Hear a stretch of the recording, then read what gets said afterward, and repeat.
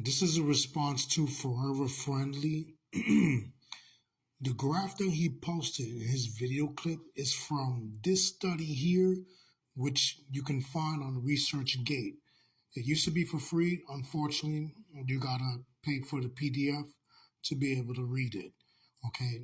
And in that study, when it cites for Haiti and Jamaica, the difference between Haiti and Jamaica, between the Spanish-speaking Caribbean, which would be Cuba, the Dominican Republic, and Puerto Rico, are historical depopulation events. Okay? In that study, it cites and explains why Taino ancestry is non-existent in Haiti. Now, in Jamaica, it cites among Jamaican Maroons the native haplogroups A2 and B2 survive in isolation in Jamaica among Jamaican Maroons. That doesn't mean that all Jamaicans are Taino descendants. Some Jamaicans. And in that study, it cites the reason for this may be due to the depopulation events when the Spanish had to leave Jamaica because, it became a British colony, right? Some of the Africans that mixed with the Tainos were left behind. So that's why those native haplogroups A2 and B2 are in isolation in Jamaica. Now, the reason that it's non-existent in Haiti, right, after the depopulation events of 1605 through 1606, the devastations of Osorio, right, the French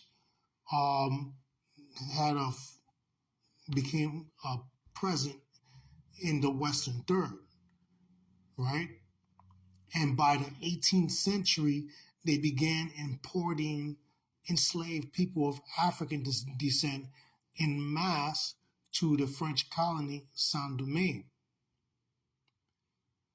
Now, during this time in the 18th century, there were no more Tainos in the Western Third. And the reason for this was by the end of the 16th century, right, the remaining Tainos on the island Hispaniola were Hispanicized and admixed with the Spanish.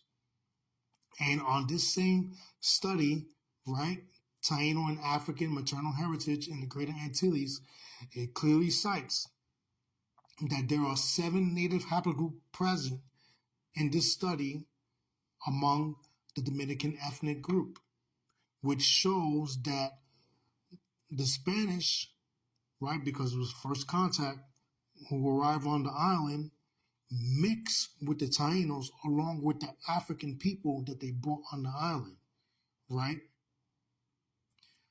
And this admixture gave rise to the Dominican people. So what's the differences between Haiti and the Dominican Republic during the colonial period?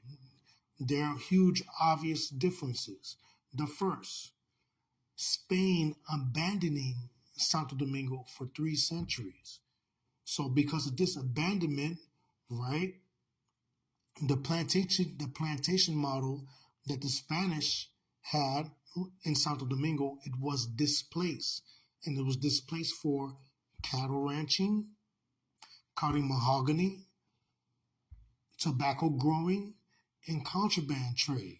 And the reason for this was because the inhabitants in Santo Domingo were mostly poor and impoverished. There's no evidence of large plantations housing enslaved people of African descent ever in Santo Domingo. When Saint-Domingue emerged on the island and the French began their plantation economy, it's well recorded that the French plantation economy was brutal. And for this reason, the enslaved people of African descent in Saint-Domingue had a high mortality rate. And for this reason, the French, all through the 18th century, beginning in the early 1700s, kept importing enslaved people of African descent until 1791. when the year the Haitian Revolution began. So once again, before you show a graph, make sure you cite the study. Actually read the study first before you use it to make talking points, because obviously, especially from this response above, you didn't read the study.